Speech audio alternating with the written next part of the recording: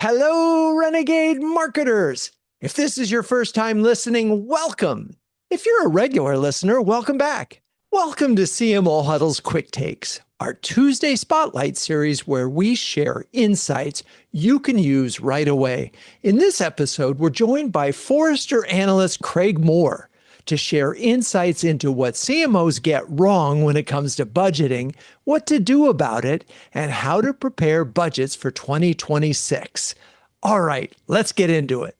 Hello, Huddlers. Today we're diving headfirst into the budgeting pressure cooker with Craig Moore, VP and Principal Analyst at Forrester. We know you all are being asked to hit aggressive growth targets with fewer people, tighter timelines, and in many cases, flat or shrinking budgets. I'm assuming this sounds familiar. Well, Craig has some fresh thinking on how to make all this work, and we're going to unpack it over the next 50 minutes. For those of you in the audience right now live with us, if you have questions, feel free to put them in chat or jump on camera by raising your hand. Okay, so Craig, one of the things we like to do in these is just in case the audience needs to leave early or we need to convince them to stay, what are three things you think CMOs are getting wrong when it comes to budgeting? If you can just list them, then we can unpack them together. So number one is they create their budget architecture to look a lot like their organization chart.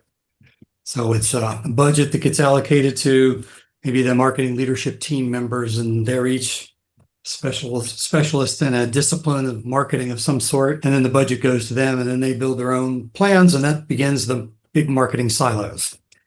Okay. The next thing I'd say is they don't align their marketing plan to business objectives. Essentially, they're revamping the old calendar, lots of events usually, and a lot of focus on product launch. And then the third thing is that a lot of times marketing plans and marketing budgets consequently are developed around product orientation versus audience orientation. And the budget and the way you map your market segments are very related to each other. If you really build your budgets around your product orientation, you begin to lose sight of the full customer lifecycle. And it makes it very hard to have a full lifecycle marketing relationship with your customers when you do it that way.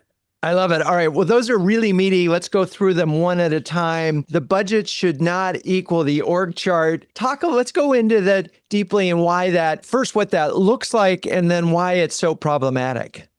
Well, think about a really well-defined strategic go-to-market plan, what we call campaigns. So we think of campaigns as these long-running activities that are focused on market segments and buyer needs. And if you want to build a campaign and you've got the money in marketing allocated to the different disciplines of marketing, like field marketing here and PR and events and all the different tactical things that you can execute from a marketing perspective, then when you want to really build a campaign that combines a whole set of these tactics or programs across the market segment over time, the money's allocated somewhere else. And so you end up with your campaign leaders, which are really running the strategic initiative that's there to try to drive revenue and retention around your market segments. They don't have the money. They have to go beg or tin cup for resources across the owners of the disciplines.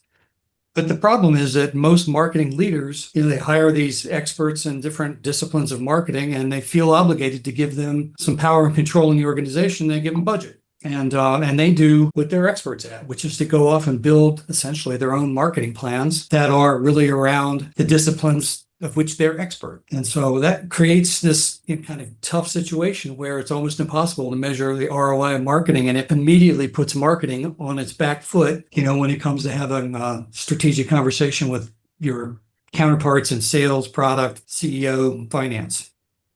Interesting. So, but breaking this down a bit, I've got a head of brand, I've got a head of demand gen, I've got a head of field marketing, and basically this problem begins when you say, okay, brand, you got X number of dollars, field, you got this. And so there's no coordination, there's no campaigns. These are in effect, they're already kind of shooting themselves in the foot, budgeting. Segmentation, yeah. Right. And so the alternative of that is a campaign approach. We have this target with these objectives. We need multiple touches, multiple ways of going after that. We know it's going to involve field. We know it's going to involve some kind of brand overlay. And we know it's going to involve some kind of demand generation effort. So I wonder, though, is part of the problem just the org design? Yeah, absolutely. It's the momentum of organizations.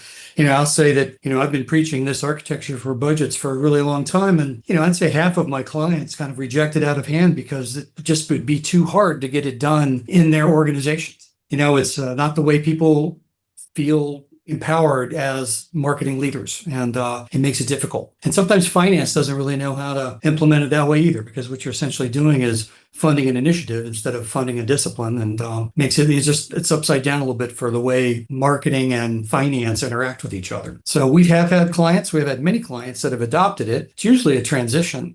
So they go from maybe phase one is to pull some of the money out of the discipline budgets and put it into the campaigns. And then, phase two is to put more of it over there and keep the disciplines on life support, but keep the budgets in the campaign so that the campaigns can go and really respond to buyer needs and the segments that they're serving. Yeah, for those of you who are listening right now, I would love to put in chat whether or not you are campaign-based or department-based, because I think that'd be a really interesting thing for us to see in the comments. And I'm glad you mentioned the phase approach, because I think that's probably one of the questions that folks, well, how do I get there and how do I unpack it? And even how do I recruit? If you say to the head of demand gen, you're part of the budget, you don't have a specific budget, it might be harder to recruit that person. Depends on their perspective, but if you've got a good, strong campaign team, maybe the thing to do is to bring them in to run campaigns. Yeah, exactly. And the people that we think the hot job in marketing is being the campaign leader. Now you call it a VP, director, whatever, but the person that's in charge of the campaign is then saying, here's the buyers, here's the segments, here's the proportion of investment I need to make in reputation, demand, engagement, enablement by segment. And then these are the kinds of programs that I want to execute over the long run. And in B2B, the sales cycles are 9, 12, 15, 18 months. So campaigns are running that long as well. That's the idea, is that campaigns run for the foreseeable future, not a quarter. And so when you have this longer term perspective and you put somebody that really knows how to get things done inside your organization, understands marketing to direct the activities of the campaign, you get a different outcome. It's funny. I wasn't prepared to re-advise everyone on this call and in listening to the podcast that they need to revise their organization. But it feels like if you want to fix your budget problem, you probably have to fix your organization a little bit and reorient. What it really strikes me here is if you take the campaign approach, you're also creating the long-term approach. You're also setting up the business value of what marketing does, which I think is so important and so hard for folks to understand. And when you start to look at the budget and you say, oh, it's 80% demand gen and 50% field marketing and 20% brand, you're sort of looking as if those are separate things and that they don't work together. And we just know that's not true. All right, let's get to the second one. I mean, I think we kind of covered it, but we're not aligning marketing spend with business objectives. Is there something else we should cover there to do that right? What's that look like? We have this notion of a plan on a page. The idea is that it's relatively straightforward, easy to communicate, and it aligns or it lists the primary business objectives, the ones that come from on high. What's the company trying to achieve? Is it revenue? Maybe it's some sort of brand recognition. Maybe it's position in a market segment. There's all kinds of different overall business objectives that the company's trying to achieve. And marketing needs to look at each of those objectives and figure out how it's going to support them. And so what you end up with as you build out your plan on a page is, a set of marketing plans that are aligned to different business challenges. And as you invest into each of those items in your marketing plan, you can begin to build the basis for understanding the return that you're getting on your investment. So being able to align to business objectives gives you the basis for the conversation to say, here is what marketing is doing to help the company achieve the objectives that it wants to achieve. So that way you get away from, well, look how many events we did, look how many attendees came to the event, look at, the readership of this content, all those activity kinds of things. I mean, that's interesting. And it's certainly interesting if, you're running the events and you're running them more efficiently, that's great. But it's not giving you the impact level perspective on what marketing is doing to help the company. That's the trouble that CMOs get into, is that, and especially in B2B, right, is that product sales, they tend to be sort of in a lead role, and marketing is kind of, in a third role. And in order to be able to really sit at that strategy table with those other players, you've got to be able to demonstrate that you're not a cost center, that you're driving the business and you're helping the business achieve its objectives. And so the way you do it is start with making sure that everything you do is lined up to the core business objectives. And what's interesting, I think a lot of marketers believe that by putting the dollars in demand gen, they're doing that, right?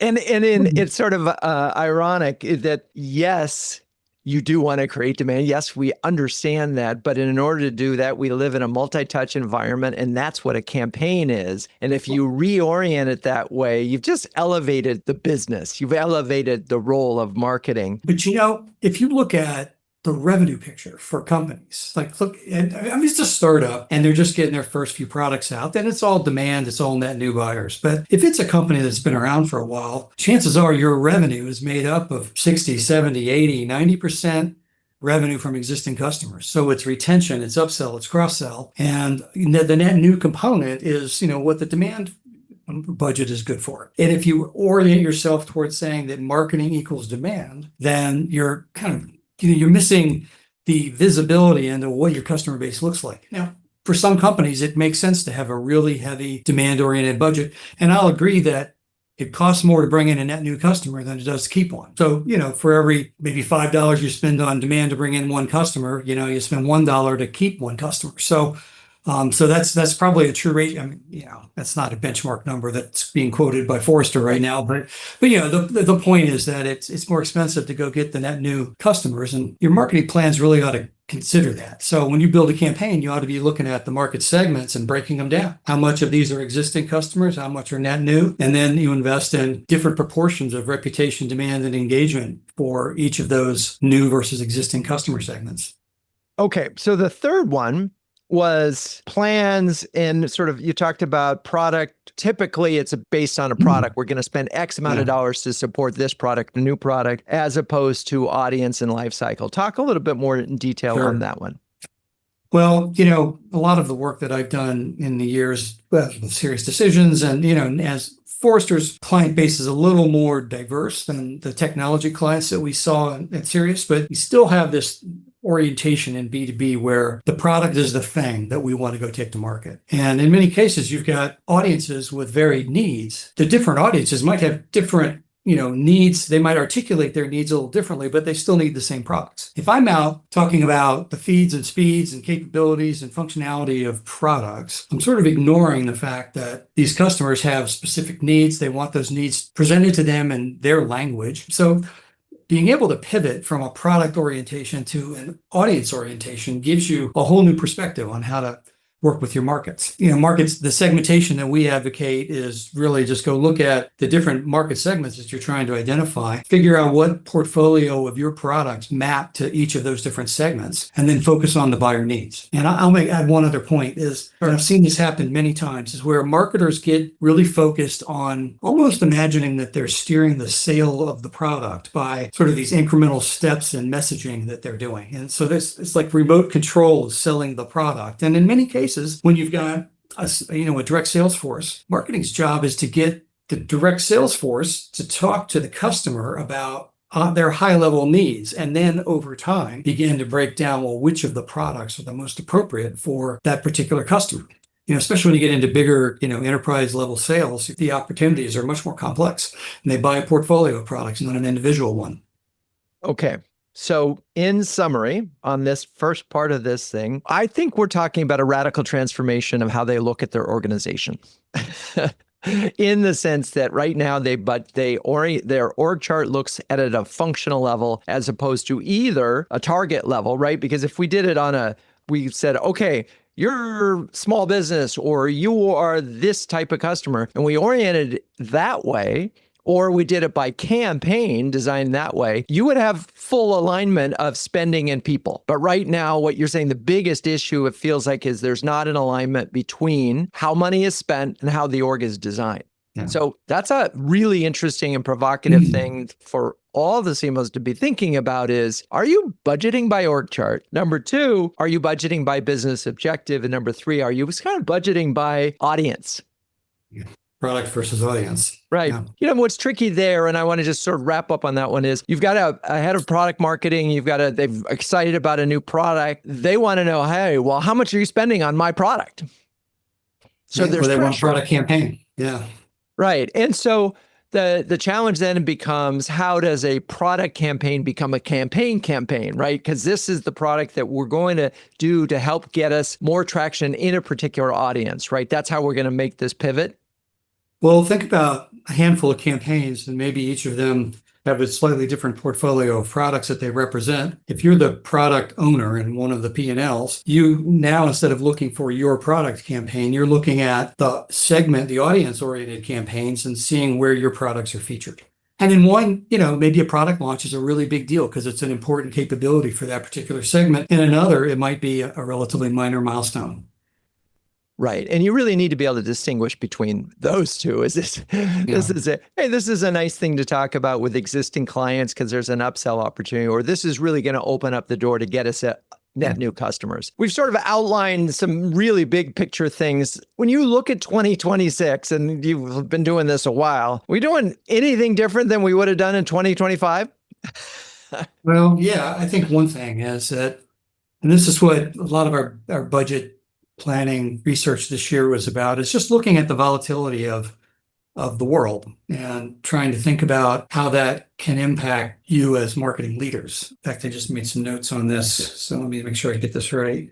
Yeah, so we've got, economic volatility, we've got geopolitical volatility, we've got supply chain volatility, and we've got legal volatility. Corruption, contracts are changing because terms that people are willing to sign up for and in relationships might be changing because people don't know what to expect. And so one of the big messages for planning your 2026 budgets is to really think about how volatility might affect you in the segments that you are in and the ones you might want to go in. And so we provided some advice that, is essentially one's the opposite of the other. One is, focus on some of the segments that are stable and you can grow in, and be careful about the ones that might be affected by tariffs, or they might be affected by some of these exclusionary practices that are happening and sort of retaliation for some of the things that are going on. There's all kinds of different reasons to think about. There could be some supply chain problems where you might not be able to count on the supply chain that you need to be able to do the marketing and the selling that you want to, and that creates a lot of risk in those segments. So as you think about going into 26 and what you want to plan, really volatility is the thing hanging over your head. And the reason we got to this was we did a bunch of surveys, some data collection with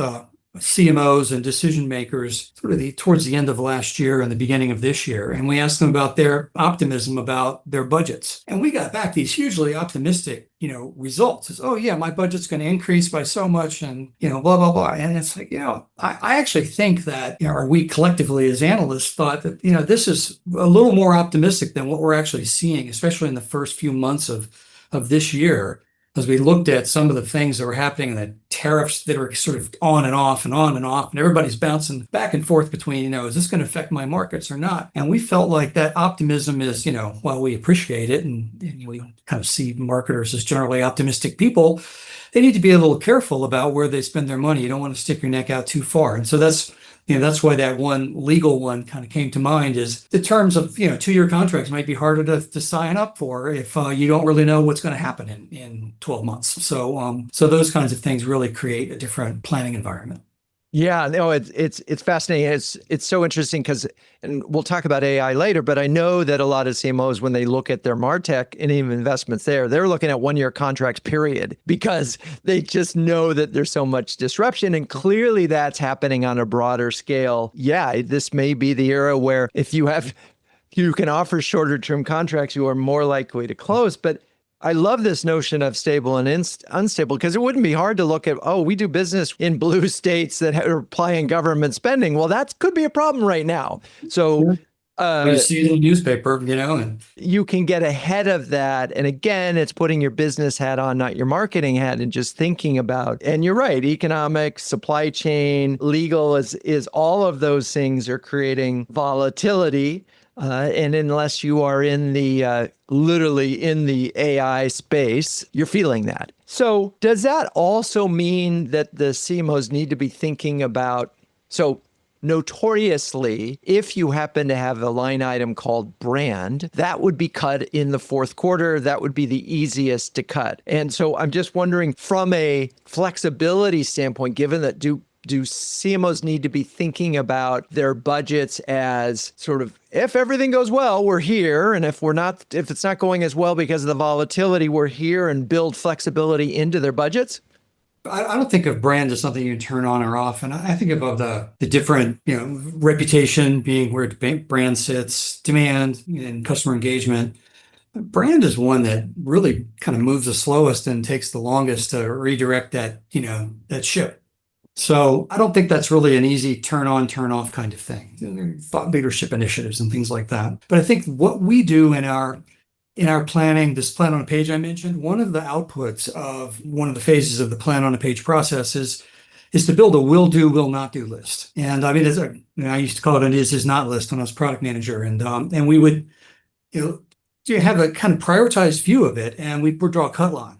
And if you need to adjust your budget, somebody comes along, CFO, or circumstances change, you need to move things around, or salespeople, eureka, if we need to do this, we need to go to this, we need some promotion around here. You can then go to that is not list, or that will do, will not do list, and kind of go to the bottom where your cut line is and say, well, which of these things do we move below the line so that we can move something else above the line? And then that gives you this prioritized notion of projects. So you're not hammering on fundamental marketing activities like how much demand do I do or how much reputation do I do, but maybe I've got projects that are defined that I can, move into some sort of prioritization. So part of the plan on a page process is literally a prioritization phase where you take all the things that are directly aligned to the business objectives, plus some of the other things that you need to invest in, like marketing enablement, teaching your own people how to do things. Maybe you want to do some research on personas and be able to understand what the characteristics are of the buying groups. I mean, those are research that don't produce revenue outputs, but it produces important information that you need to do better marketing down the road. So we think of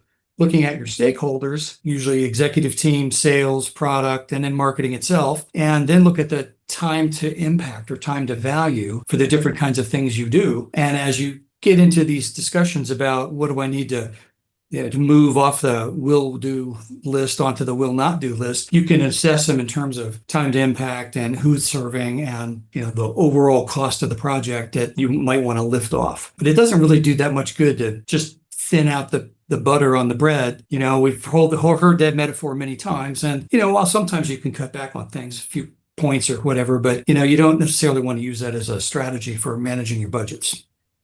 So I want to go back to make sure that I'm getting this. If we are, in a sense, allocating dollars by campaign, is that 100% of the dollars? Because I'm trying to figure out where does enablement and the research and where does that fit into the budget structure?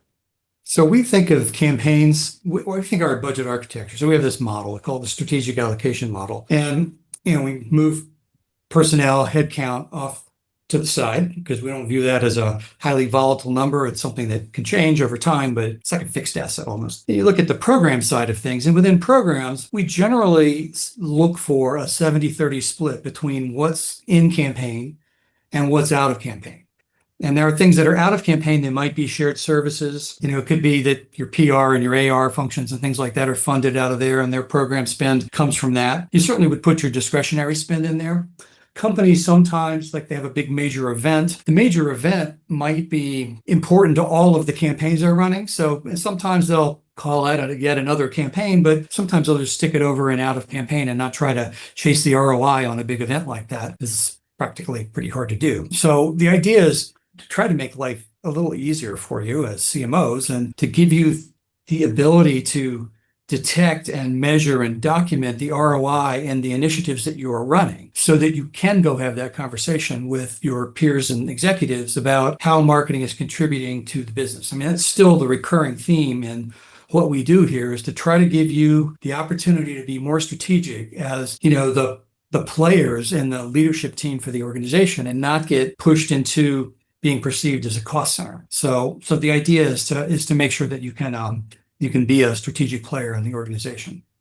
I'm just, as you talked about programs versus headcount and parking headcount, in our first budgeting conversation this month, there was a pretty big range. If we take people, programs, and tech, and we break those out in terms of how much went into people versus, I mean, some were 60, 70% people, some were only 40% people. It's a pretty big range in terms of that overall budget when you include programs and tech. Do you have a rule of thumb there?